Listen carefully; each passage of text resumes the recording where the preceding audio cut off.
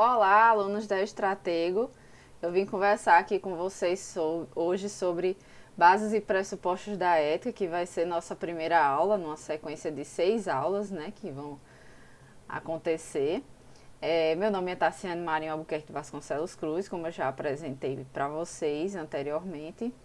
E hoje a gente vai conversar especificamente só a respeito da ética e da bioética. No caso, a gente vai definir ética, vai falar um pouco dos objetivos, para que serve a ética, e vai compreender os princípios que regem a ética, basicamente as regras que regem a ética e quais são os principais. Então, iniciando a nossa aula, nós temos que é importante a gente entender a origem da palavra. No caso, a ética, ela deriva do grego, através da palavra ethos, que ela significa modo de ser ou caráter do indivíduo.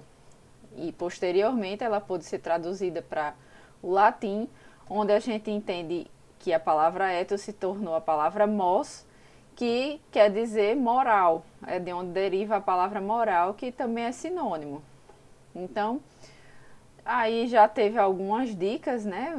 Nós já podemos entender mais ou menos o que significa ética e moral na denominação literal da palavra, mas eu gostaria que cada um de vocês que estão aí em casa pudessem se perguntar, né, e refletir um pouquinho cada um para si mesmo o que é ética para você, antes que a gente possa responder aqui, não é?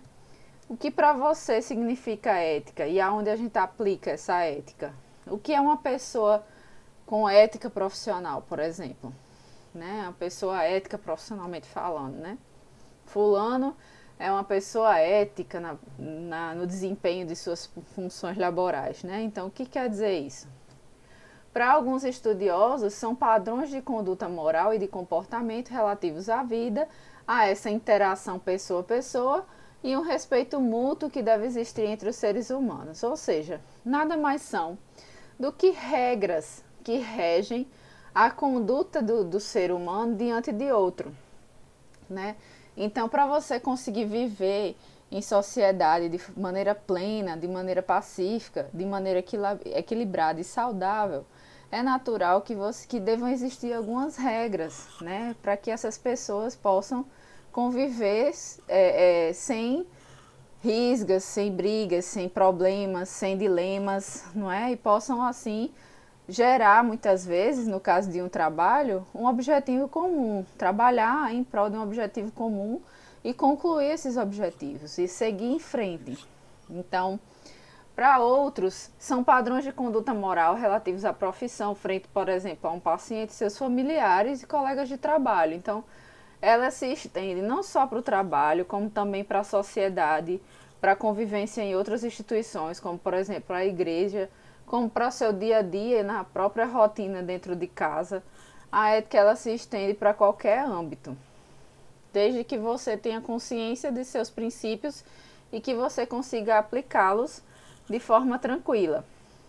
E a definição propriamente dita, ela se refere a um mecanismo de regulação que existe nas relações sociais do homem que visa harmonizar os interesses individuais e coletivos. É basicamente uma mesma forma de dizer o que eu já estava explicando. No caso, para o ser humano, né, para um indivíduo conseguir conviver em sociedade, tendo em vista que há uma diversidade de setores, de grupos, de cultura, dentro de uma mesma sociedade, existem várias religiões, existem pessoas que foram criadas de formas bem divergentes. Como fazer com que essas pessoas consigam conviver no mesmo ambiente sem haver maiores problemas? Então, fazer com que exista um padrão de regras que devem ser seguidas e estabelecidas, né, para poder harmonizar essas pessoas e cada uma conseguir desempenhar um papel que possa trazer um usufruto no final e possa conviver mutuamente de forma saudável e equilibrada na sociedade, dependendo do ambiente, independente do ambiente em que isso precisa acontecer. Então, está aqui o objetivo da ética, né? Determinar o que é bom, tanto para o indivíduo como para a sociedade como um todo. É você saber conviver com o próximo sem desrespeitá-lo e fazendo com que essa convivência não seja prejudicial de nenhuma forma. Quais são, então, os princípios éticos mais comuns, né? Quais são as regrinhas básicas para se desempenhar um trabalho ético, para se conviver eticamente em sociedade?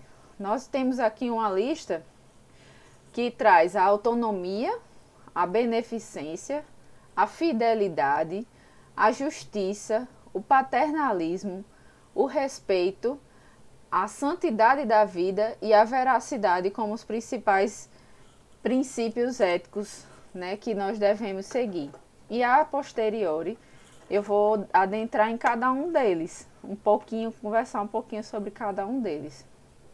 No caso da autonomia, nós podemos dizer que ela diz respeito a englobar a capacidade de se fazer uma escolha livre de coação externa. O que seria isso? É você poder tomar decisões por si próprio, sem precisar que outra pessoa passe por cima da sua decisão. É ter autonomia para ditar suas próprias regras, a maneira que você conduz sua vida. Isso pode parecer algo básico, algo bem simplório, óbvio que possa acontecer. Todavia, existem algumas situações em que isso é colocado em dilema. Quando, por exemplo, uma pessoa ela tem o desejo de se prejudicar na vida, ou que ela tem o desejo de fazer algo que possa prejudicar a sua saúde. E aí outra pessoa intervém, se sobrepondo à sua autonomia, porque a vida é mais preciosa do que a autonomia. Então, existem situações em que não é tão óbvio que o indivíduo seja capaz de ter autonomia para tomar suas decisões, em casos de situações de saúde, doenças mentais, entre outras situações que nós podemos estar se deparando no nosso ambiente. Nós temos também a beneficência, que nada mais é do que o dever de fazer o bem. Embora pareça também bastante óbvio, a gente entende que algumas pessoas elas são capazes de não desempenhar seu papel de maneira a sempre fazer o bem. Às vezes algumas pessoas elas negligenciam, né? Elas acabam fazendo atitudes que possam prejudicar outro indivíduo, e isso tem que ser respeitado, é uma regra e tem que ser, infelizmente nós temos que realmente elencar isso como um dos princípios éticos importantes.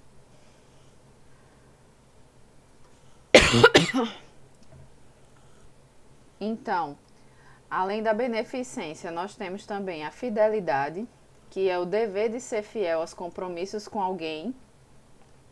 E a fidelidade é quando você se compromete de realizar alguma tarefa ou combina algo, acorda algo com o indivíduo e depois, a posteriori, a pessoa confiando que aquilo vai ser executado, você não realiza.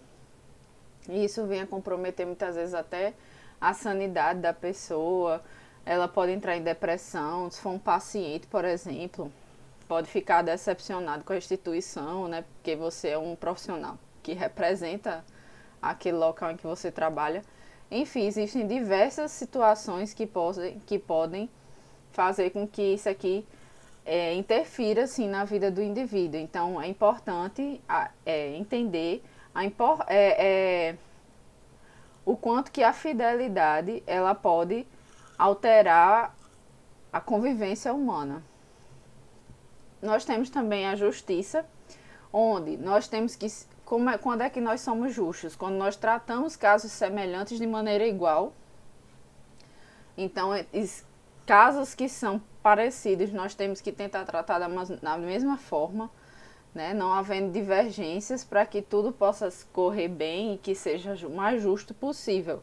Claro que deve se respeitar a questão da equidade, né? Que é um dos princípios do SUS, por exemplo.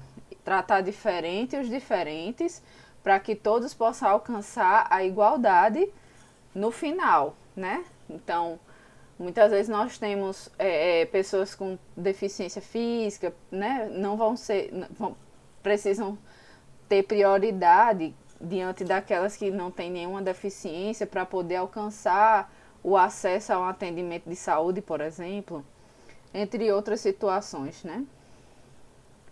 O paternalismo, o que é isso? É a prevenção do mal que deve ter precedência em relação ao dano ocasionado pela autonomia do outro. Como a gente já conversou em autonomia, o paternalismo ele visa que você possa passar por cima da autonomia de outrem quando ela põe em risco a sua vida, por exemplo, ou quando você vê algum prejuízo a essa pessoa, né, que possa causar algum mal a ela. Então, nesse caso, o paternalismo ele é um princípio ético que dá suporte para que a autonomia ela seja anulada em detrimento de um problema maior, né?